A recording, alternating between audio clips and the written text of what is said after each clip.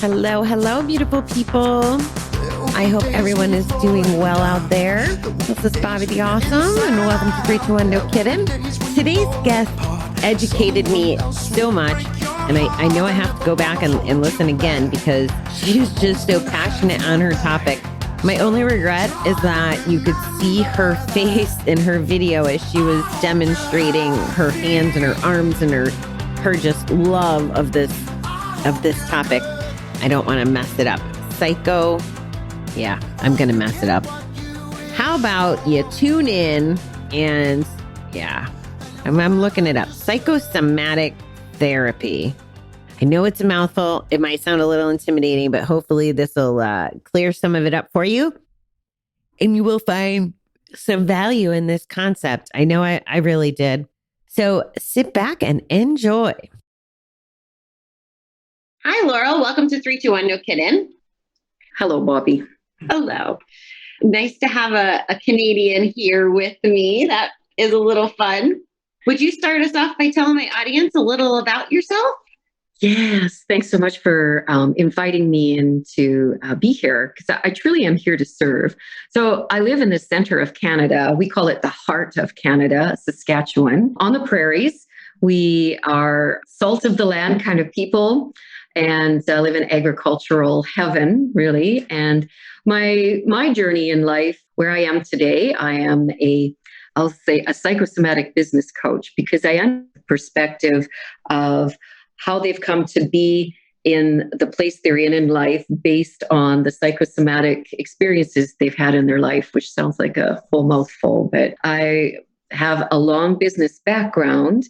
And it has been a journey. So I spent the majority of my years in the beauty industry as an educator, a business owner, a stylist. It's all about people interactions, understanding people, and I have a tremendous curiosity about the world and people. I am a social person, this is for sure. I left the industry. I sold my last business and went into real estate because I wanted to be able to travel the world. I needed a job that would give me enough money so I could travel the world and go to all of these really interesting places that many of my international clients originated from. Well, I'm an emotional, touchy-feely person leaving this beautiful industry, and I went into real estate at the time of a boom. I made a lot of money, but I didn't do very well otherwise because of the stress. And that eventually led me into therapy, and that led me to the last just about 15 years of my life, because the therapy was about learning to understand how I'd come to be in the shape that I was in. I had a diagnosis that was critical and a whole bunch of other things that are going on, but they were things that I saw people around me dealing with. And you could tell the stress, how it showed up. They looked older than they were. They had, they would bury themselves in partying, drinking, food, shopping. I saw the patterns there because the pattern was my life. My health, the health part of it for me was that I lost my memory. I gained a tremendous amount of weight because of the stress. I'm in fight mode. That's me. So you're either in fight or flight. And I understand that better today because of the training I have. I am a master teacher of psychosomatic therapy. I am one of only 5 in the world that do this. There's only 2 of us in Canada, and we don't all teach public classes. For 10 years, I exclusively taught people this program in a 10 or 12-day retreat. We would go into a retreat together, the kind of retreat that they know what they're coming into. They sign an agreement before they come, because the rules are no drugs, no alcohol. The behaviors are checked at the door. You're here to learn. And the retreat, it's a self-healing retreat, basically. Not everybody takes it to be a therapist. That's the level that I taught it. I expected, but not that it always happened, that my students would become therapists of this therapy. In fact, majority of them didn't continue on for years because they do so much processing, which is, really deep understanding. So I teach them to understand how they've come to be in the shape that they're in. That is a metaphor for their life, but it's the truth.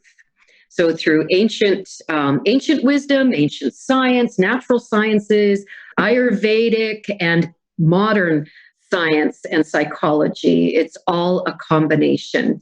So literally, I am trained as a body reader. I am a master face reader, and it's not anything psychic. It is based on the form that you are. So today, as a person that practices this every day, because it's part of my everyday flow, when I say something, when I move my body in a certain way, when I feel pain, I'm really heightened in awareness around it, because that's part of the healing of it, that becoming aware, first of all, oh, I said that, I'm acting like this, what's going on in my body. So I'm also a 500-hour trained yoga teacher, a Yamana body rolling teacher.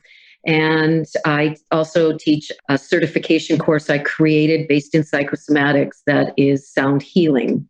Because we energy, and we're all about, when we understand how we move the energy that is us, we can create shifts, and they can be subtle, they can be massive. I no longer look the way that I did. Yeah, I should say I no longer look like the family I'm born from, because I've changed the patterns so much. And the patterns, the family or familiar, is what many people struggle with when they grow on. So if you have, and we all have addictions, I just say we all have addictions. That's today I'd say I am fully aware of what my addictions are. And I would say when we were younger, we were just having this conversation this morning. My husband and I have been married for 25 years, and our life, what we've been around, how we ended up where we are today, our life is so the opposite of what we grew up through. And from my own personal self, my family will have nothing to do with me, my biological, because here's what happens. When you want to I'll just use the word better yourself in whatever way it is, whether education or a health program. If you come from a family of overweight people and you're the one getting skinny, tell me that you're not the one that gets picked on or is resented, right? So I'm the happy fat kid in the family. I truly was. And a family that dealt with a lot of depression and stuff you didn't talk about, right? I grew up trying to please people. So anyways, that's part of it. I would suck up a lot of stuff, and I could accept a lot about people naturally just because of that behavior. Anyways, when you're trying to grow on, those around you be the ones that, come on, why do you work so hard? Oh, don't do that. Oh, come and get high with us. Come and get drunk with us. I used to be the one that they would wait for to do the shrooms, because I was the life of the party. I was, I just love people. And when I was 14 years old, I was selling my boyfriend stuff for him for nothing, just because I just wanted to please him. So like I've been around a lot, and that I didn't succumb to a lot of the, just staying there really is amazing in itself, because I had a lot of really hard stuff around me. Anyways, the psychosomatic therapy, when I came into that, it reversed my aging. It gave me better health than before. But it's not just psychosomatic therapy. It's a combination of all of these things and all of these different practices that you do. So it'll look different for everybody. But the thing of it is that becoming conscious and accepting responsibility for you, your behavior in the moment, whatever that is. Again, this is the part that people have a lot of challenges with. Before you get into the nuts and bolts of that, which I want to, I have a couple things I'm hoping we can address, because I got questions. Yeah. And I have one comment. Well, I have two comments. So I appreciate you telling the background. And I think it's very interesting that you were in the beauty industry. And then as you're talking about change, because from the time I met you, and of course I met you online, right? I started typing to you one day and then changed, but it was like, you always look beautiful, like hair up, hair down. And I didn't know you well enough to make it not sound kind of crazy, but that makes a lot of sense to me. Plus with what you're saying now, you said the word Ayurvedic or Ayurvedic, ancient Indian medicine. Okay, that's what that means. And then you said energy. So is the stuff that you're talking about similar to Reiki, or is Reiki part of it, or is it something completely different? Thank you for saying that, because I want to give clarity around that. Okay. Yes. Thank you for saying that. No, it's people will say, oh, it's like body talk. Oh, it's like Reiki. Well, we are energetic beings. Our heart functions in a way that we can't even explain. Our lymphatic system, the doctors, the scientists until recently didn't think it really was of value, not like blood, but in fact, it might be even more so. We're physical beings we're spiritual beings having a human experience, is what I would say to that. Okay, what was your question? Was it how is Reiki different? This is becoming aware of the energy of the form that you are. Okay. So at a cellular level, every trauma you have experienced in your life, unless you've moved through it, is still with you at a cellular level in your body. Now, the skeleton is the structure of your body. It's the form. It's the very beginning of your life. And it holds the form you as you're growing through to maturity.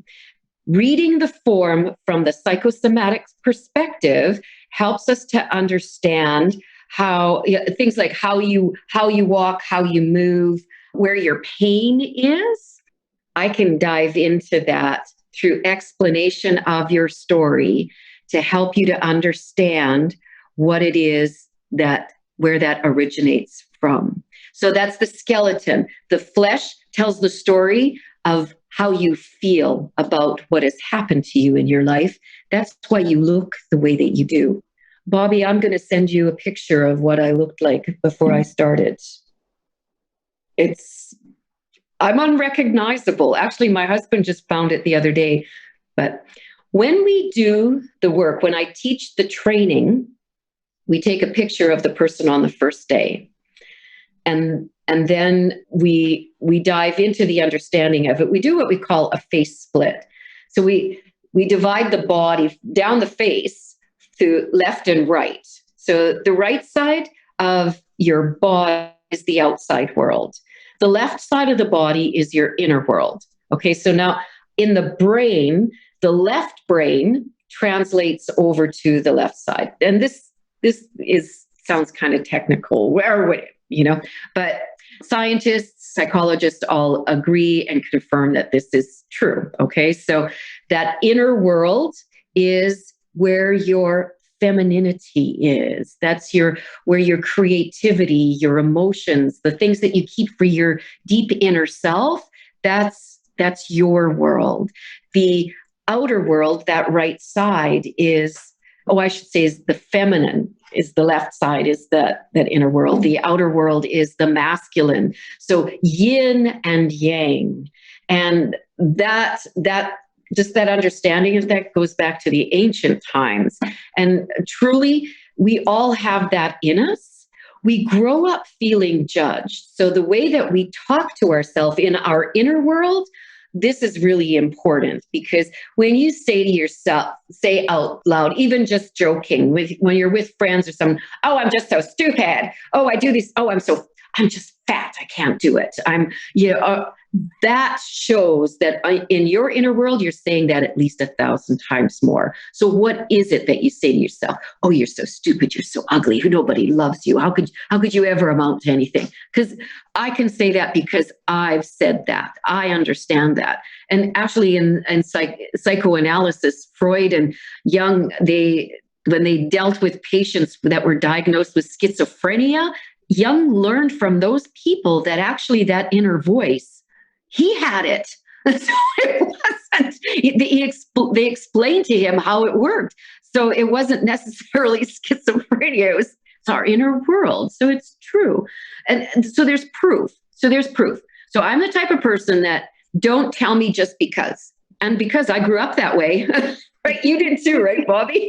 Do it because I tell you. Don't do what I do. Do what I tell you to do, because we're controlled. So growing up, we're loved and cared for, nurtured or not, whatever's going on around us from the time that we're born, those that are around us, we're actually learning from them. So if you have any of that, that's already there. And in fact, if you've heard of epigenetics or studied any of that, that goes generations back.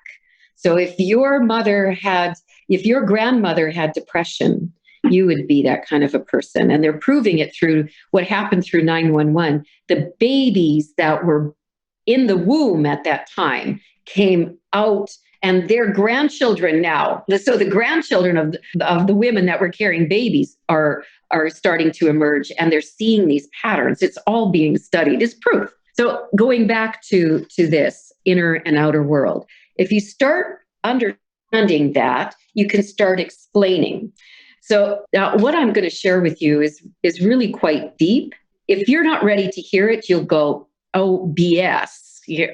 But there will be, and when you say that, that's a trigger. That's something that tells you that there might be some truth in it. So this right side of your body will explain the journey of you and how you feel about the relationships with the masculine relationships, which are mostly men, male, could be bosses, masculine situations. And that left side of the body will explain, the relationships to the mother or the feminine. And so as a face reader, I have read many, many faces and bodies. And I know this to be true, that we have feminine and masculine in each of us. In fact, the way I walk through my everyday life today is not seeing man and woman so much as I see the masculine and the feminine behaviors that are going on. We think that just the patriarchal society, those men.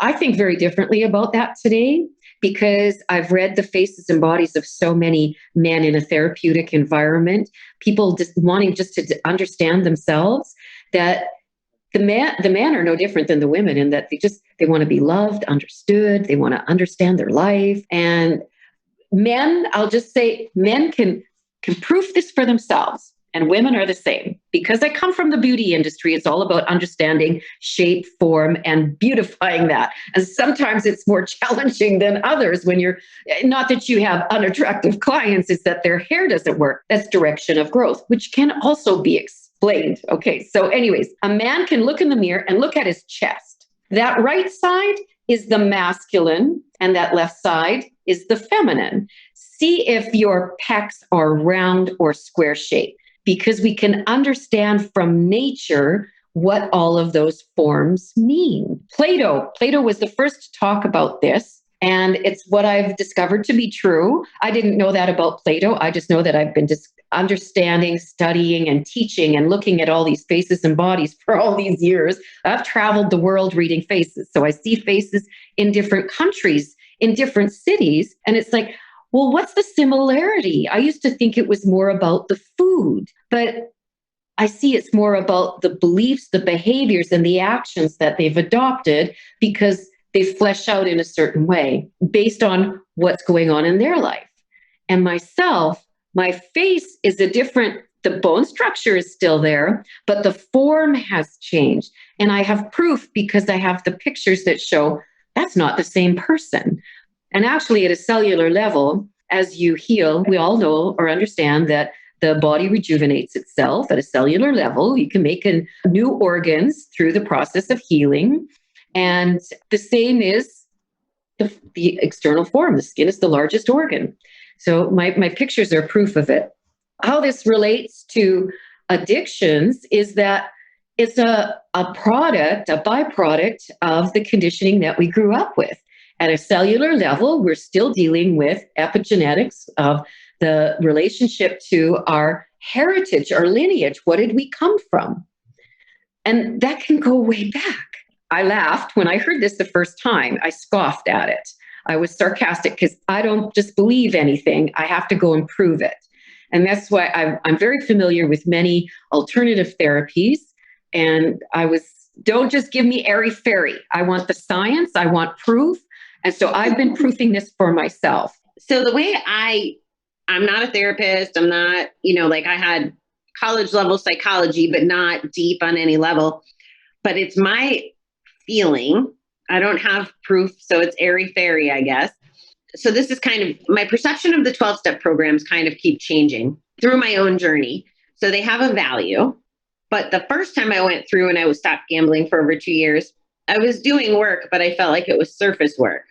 Then when I went away to rehab and the journey I've been on the last few years, finding my spirituality, digging deeper in different contexts, inpatient, therapy alone, I feel like this recovery journey is different because I did go back. And then this year, just the work I've done myself has done a lot of that healing. Like I literally can look at my whole life and express gratitude for every single thing that's happened. Most of it, I figured out why it happens and how it impacts me today. So everything comes from gratitude, and everything that I do going forward.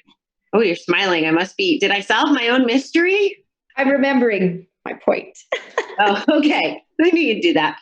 So that's kind of the place I'm at. So you're talking about going back and fixing these things is where you were kind of going. So I'm aligned with your thinking just based on my own experience, but I know you're going to go deeper. So I will go back to giving you the floor. Yeah. Why does it work? And the difference, and that was my point, was don't tell me I have to figure it out. I need proof. And my spiritual teacher would always say, the proof is in the pudding. And he'd say the body. And because how are you feeling? What does it look like? You can explain. I do truly believe you can explain everything through the body. It's the secret code, but they didn't give us a manual when we came through that birth canal. So that's part of our life story. And why it works is because, and what I'm seeing through all of the therapies that come up, and there's brilliant minds out there. This is not to take away from anyone else's teacher or anything like that. My experience is that today, this is the only one that gives you the tools to fix or work on yourself. You don't have to go to a gym or have a membership or have someone else, because that's still, and not to offend. That's why this is kind of this is sensitive for many people to hear, but because that gives ownership back to the person. So, and that you become the therapist of your own life. And you don't need a high education degree to be this. In fact, my teacher would say the best psychosomatic therapists are electricians and plumbers, because electricians understand how things are wired and plumbers understand that runs downhill. It's practical. It's so practical. But what happens now, that left brain, which is the outside world, we get all analytical. I've had psychologists, social workers, psychotherapists in my course that they realize they're still searching. They've been doing their career for 20, 30 years, they're into retirement, and longing in them. And the reason they went into the career that they went into was to help others, but they still didn't get the tool. Their education, for the most part, bought them a place in the system. So they weren't able to really affect the change. Not that that doesn't work. I'm not saying that. But when they see this work and they apply it to themselves, to give them tools so that people get the kind of self-help that they don't have to keep going for years and years and years. Am I understanding from the beginning, when you said there's only 5 people in the world, is there only 5 people in the world that can read the faces and the bodies? There's many of them. There's very few of us at this level of teaching. Okay, so it's about teaching the people who also could help. Because I want to make sure, like, if my audience was intrigued by this and they wanted to find this or have this as an option, it's out there. We're not just... Oh, no, it is. Well, now it's all going online. Many people have taken it as therapists and practitioners to complement the work that they do as therapists. So it's been around for many years, but because it was so much a body-based, in-person type of a therapy, the creator of our work, it was so opposed to automation and doing stuff online. He really kept it to himself. So he's passed, and in that year, it was a transitional year, and it's kind of like the doors have busted open. And so, like, we just finished a summit on Sunday, releasing to the world those 3 therapists that are here in North America. One's a master stylist, what the other one's a therapist, and I'm a business coach, and how we say it to the world. Because when you say psychosomatic therapists, it freaks people out. Sure. I have lost friends. I wouldn't say I've lost friends. They wouldn't have been great friends, right? But people that get freaked out by it, that they don't come around you because they don't want you to see that inner world. So it is not something that people dabble in. You either do it or you don't, because it's like opening Pandora's box. It's all about the truth of who you are. And if you can go to that level of understanding yourself and coming to that place where you no longer judge yourself, that's the healing level. And that's where many people get tripped up just before that. So I'm just speaking from my own experience. Like I say, teaching it for 10 years, I would have the types of courses I had based on the behaviors that I had coming to my course. When I take on someone as a student in the beginning, it's like, oh, okay, come together. We're going to do this retreat, and I'm going to teach you this work. My husband, after a while, he says, when everybody was showing up, he'd say, the kids are all here. Because they come and they bring all of their stuff. And we do that all day long. If you have something that traumatically affected you, or a memory that didn't sit right with you, if you think about it through your day, your week, your month, you still at a cellular level have that healing to do in your life. So when you were working with people, I have a couple questions. Are you doing it on them as part of the way to teach them? Like, are you doing the digging on them? When I teach them, so in the beginning, when I first started this, I would say I am the unlikely therapist, because I actually resisted taking this training. I had sought out everything else. Nothing was working for me. I was still overweight, unhappy, damaged brain, body, like all of this, right? So I found something with this therapy, but it's like, I do not want to take a course to be a therapist to other people. But what I discovered was that I had to learn how to be it, do it so I could be it. And the progression of the journey is like going through a trade school. You come into it, you learn it, you got to go out and practice it, and then you got to go on to the next level. Maybe it's journeyman certification, maybe seal certification. Most of the students that I've seen, what I've seen with their journey, they kind of get stuck at the first level. So you've got your class A or whatever, and then to go to journeyman, it's a deeper dive. So I was a therapist in the beginning. I opened up my shop and I would see people, and then I started seeing these patterns. Okay, so I teach people to understand how they've come to be in the shape they're in. And when that happens, then I teach them an emotional release process, which is a physical. All of this work is all about body-mind connection.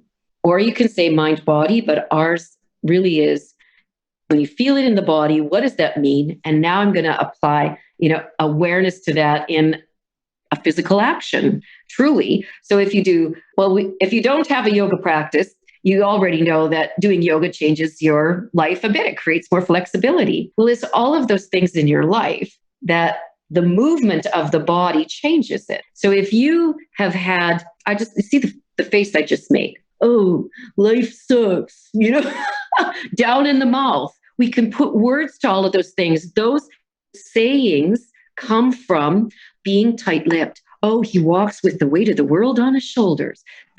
Immediately you can envision how the body goes. But when we smile, it activates hormones in our body that do make us happy. So when you're unhappy, the hardest thing may be to make yourself happy, but that's the thing that's going to heal you. You see, those are practical. They're so easy to apply. People don't use it. Oh, I'll get a pill for that. And I've been asked, don't you just have a pill for that? That's our outworld conditioning. So this really is resistance training. So when I would work with people as a therapist, the first time I would work with them on their body, and it's not a massage, but it's body work. And I would find the place where the resistance is in the body. And they wouldn't have to tell me I hurt here, because I'm going to find the stuff that does hurt underneath the emotional stuff. And so it's not a go to the spa type of a, right? And so we would work on that, and I would know what that area of the body means and the emotions that are attached to it. And they have to find the story, because we're releasing the internal story that you've been carrying around. So the first treatment, then the second treatment, they come and that hadn't returned to that part of the body. And then we'd do the body treatment, and then we'd find something else in the body, but it's related to the story because there's a pattern. And then, but the third treatment, okay, so the story's going deeper. And to me, what came to my mind at that time was, so we're releasing the surface stuff, but the deeper work is not anything I can release. I found that when I found the deeper stuff in the body was the really sad stories that they were still working on hiding it away. Because whatever we do, I'll just be right up front and honest. I'm fortunate that I don't have drug addictions or alcohol addiction, not because I haven't consumed enough of that in my life, but my addiction today is food, still from my childhood, because that's what my parents used to, oh, here's a treat. And I didn't even connect with that. I only learned about this in the last few years from friends who are nutritionalists. And the worst thing to do is give kids food when they're sad or crying, but that's what I grew up with. I think most of us have. And I hope that changes. Like, to me, what baffles me, and I'm going off topic, but stay at the table until you clean your plate. We teach everybody to overeat. Kids are actually smarter than all of us adults. When they're not hungry, they don't eat. It's like that simple. Oh, I hated cauliflower so bad. And I can remember vomiting that afterwards because you're forced to. And today we're overfed and undernourished. Yeah. And so that's the extreme for me. And that's where I am in my life. My husband and I are so healthy. My children say, Mom, our friends have parents younger than you, and I can't believe the stuff you guys can do. Because, to us, when I look in the mirror, I'm still seeing 30. That's true. I can see that. Next year I'll be 60. Like, wow. I'm amazing. When I was 40, I was so exhausted physically, and I had 2 diagnoses that I did not have to have any kind of treatments for, but I did have surgery. And when they went in, it was gone. That was proof enough to me. And the doctors wouldn't even, they didn't have to do me the courtesy of phoning me to tell me. I had to chase them down and say, hey, because I knew I wanted them to say it. And the response I got was, well, sometimes these things just go away. Yeah. Like that was, so anyways, that's kind of getting off topic too, but that's part of it. Understanding why I had so many problems in my sacral, which is the belly, which is where your reproductive organs are, that's where your creativity resides. I'm all touchy-feely. I'm all about creativity in my inner world. The stress of my job blocked my creativity. I had so much pain. Oh my gosh, I had endometriosis my whole life. I was 75% of my life in some kind of menstrual mode. And so that's all connected to my relationship with my mother. It took me years and years to understand this, that it's only been the last few years that I can put my voice to that I see how many are struggling. How come later in life we have those forms, that belly fat? Well, it's more than just belly fat. It's like the dad's a good example. Great big belly, not a beer drinker at all. And hit me, because he was rock hard, but great big belly. Well, that is pissed off to a very deep degree. Someone who grew up in such adversity puts a big smile onto the outside world. The spleen, the kidneys, the organs that are connected to those water emotions, which are connected to tears. If you can't release it, you're a time bomb. People with sugar diabetes, look at the body form, not experiencing the sweetness of life. And why are we here? Because that's where I came to. I thought, if I've lived my best years, I am not looking forward to the rest. That if I'm not suicidal, but I just wished that maybe some morning I wouldn't wake up and it would be easy. I would be gone. So that maybe makes me very emotional. I'm so passionate about it because it's not necessary. Sweep the rug, not talking about it. So is my thinking right then that if people did this kind of work, they would go deep and chances are the addiction would fall away? Because that's how I feel with my alcohol. I was talking about it either this morning or yesterday. My alcohol use, I made a deliberate decision at the beginning of 2019 to not use it as a coping mechanism. And then I went into 2020 going on to a sober trip. So the requirement was you didn't drink 30 days before. And then I got home and I haven't drank since. And it hasn't been hard. It hasn't been hard at all. It's the pattern. All of these things that I'm talking about, it's the pattern. That's how you've come to be in the shape you're in. How I really went on this journey was I was in real estate, wrote a deal. The night before, I went on a 10-day meditation retreat.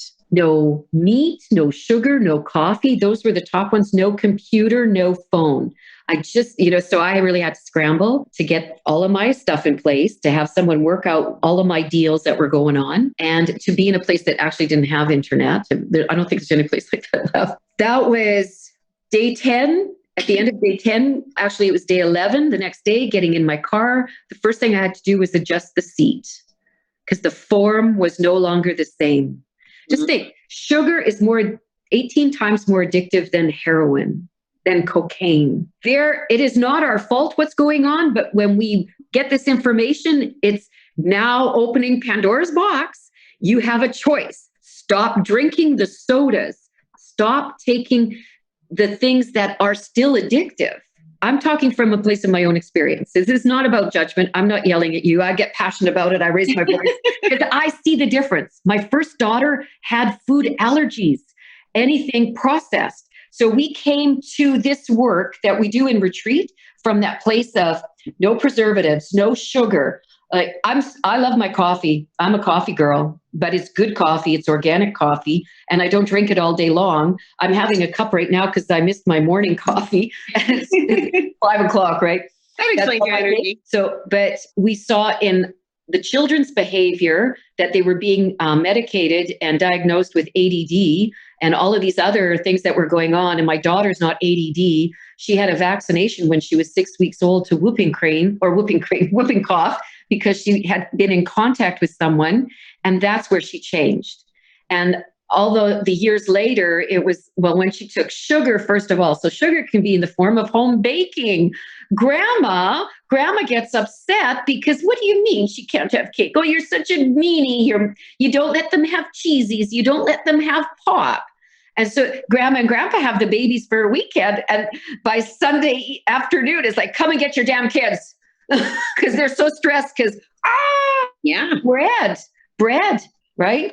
So there's a lot of things that are going on. It's not just one thing. But when you become aware, then you have that opportunity to make the choice. And here's an actual statistic that 95% of the people will choose the pattern that they're already in because that's where it's comfortable, even if it's painful or causes death. I believe that. Laura, we got to wind it down. I got to ask you, I have another question. I know you could probably go on for this about days. I have a feeling. And thank you for sharing your insight and wisdom with us. Do you have to be like a college or? No, that's what I'm saying. This is for every person. You do not need to learn and do it to other people, or is it people can learn and do it to themselves? As you're learning it, you're applying it to yourself. This would be the thing that is really different from other therapies, because I specialize in working with therapists and practitioners that they have to do the work on themselves. Many people technique their way through their life. This is not something you technique. It is something that you learn and apply. And the very first day you are learning about how you've come to be in the shape you're in. And the beauty of what's going on right now, I've been an online business coach since 2015. And now our college is seeing that, okay, we have to let our practitioners teach this online because the world needs this work. So you can get a hold of me. I am doing the next online training in January. And it is possible to learn this. It doesn't mean that you have to become a therapist, but you become the therapist of your own life. You don't have to ask others. You'll understand at a deeper level what works for you. You're teaching this starting in January to teach normal. Yes. Okay.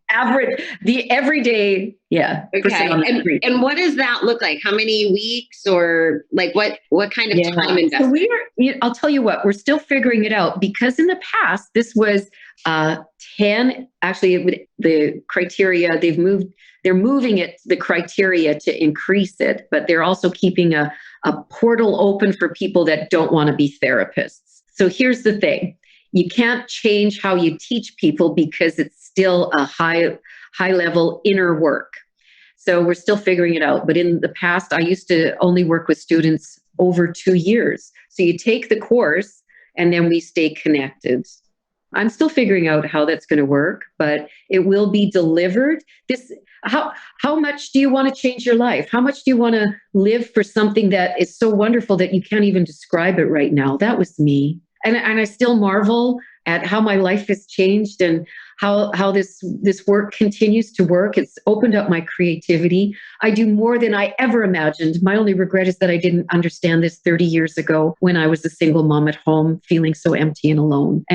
But the conversation with my daughter the other night, how, Mom, I see how my life is so wonderful because you have done the work on you. And I'll leave you with, because what I was getting to before was the sales pitch. I thought I was hearing the sales pitch, because when you do the work on you, you heal 7 generations forward and 8 back. And my children, my grandchildren, and those around me are all proof of how doing the work on me has affected their lives. That's really awesome. Well, thank you for being here today. We will make sure that contact info for you is in the show notes. I'm very intrigued by the whole concept. So a lot to digest for sure. I'll have to listen to this again because you know it inside and out. So I'm living it. That's the thing. People take a course and they want to do this or that when they grow up. Well, I get to still figure out what I want to be when I grow up. And every day is living it. It's living what I'm doing. So what I teach is not what I do or read from a book. I'm living it. Yeah, I'm living proof. I'm alive today and thriving because of it. Yeah, that's beautiful. All right, Lorrel. Well, thank you so much for being here. I love you. I appreciate you. Thanks for the opportunity to serve your people. And if you hear something in this, reach out, because you don't have to struggle. Don't have to be alone. There's an answer for you. Love it. Pretty fascinating stuff, right? Thanks so much to Lorrel for being here and giving us a little bit more education. I honestly think I need to pursue figuring this out down the road when I have some free time. But just really intriguing to me. So I hope that it definitely interested you guys. And I hope you have a fabulous weekend. Thanks.